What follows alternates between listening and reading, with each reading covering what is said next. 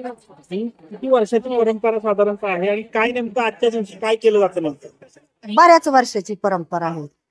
आता ह्याला म्हणजे आम्हाला आता आमचंच वय आता 60 आहे. 60 वर्षाच्या अगोदरच्या काळापासून ही परंपरा आहे, म्हणजे जुन्या काळापासून आहे. हा एक खेळ पण आहे आणि ती प्रथा बी आहे इथे ह्या गावची, किंवा काय एवढं म्हणजे खेळच आहे आमचा हा. मला एक सांगा की हे दोन गावं आजच्या दिवशी नेमकं काय करतात? म्हणजे महिला येते या ठिकाणी.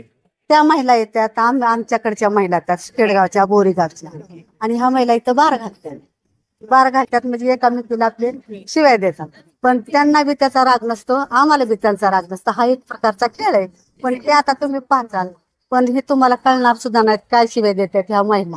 इतका प्रकार हाणामारी होत नाही, काय नाही. परत बार संपला की ते आमच्याकडे येतात, आम्ही त्यांच्याकडे जातो. हा वादविवाद काहीच नाही. पण हे काही प्रथा आधी काही बंद पाडायचा प्रयत्न वगैरे झाला होता का? झाला होता, बऱ्याच वेळा झाला, पण ती बंद पडू शकली नाही. गावात अशी विघ्ने यायला लागली, मग त्याच्यामुळे ही प्रथा चालूच ठेवायला लागली. आता त्यात आपला कोरोना आला. कोरोनाच्या काळात किती होतं, तर त्यावेळेस सुद्धा म्हणजे मग त्यांनी ते बंद करायचं, पण तरी पण लोकांनी इथं त्या 5 महिला ह्या 5 महिला येऊन ती प्रथा आपली चालू ठेवली.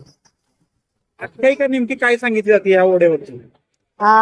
काही नाही, आनंद लुटण्याची चाकी आहे. काही पहिलं काय सांगितलं होतं? ही कहाणी काय आहे? कहाणी म्हणजे आता का मला थोडं जुन्या महिला म्हणतात ना की त्या गावची पाटली मी ह्या गावची पाटली, अशी तर यांची भांडणं चालली होती. त्यांची भांडण होता होता त्यांचा असा झगडा झाला, त्याच्यामुळे प्रथा चालू झालीच.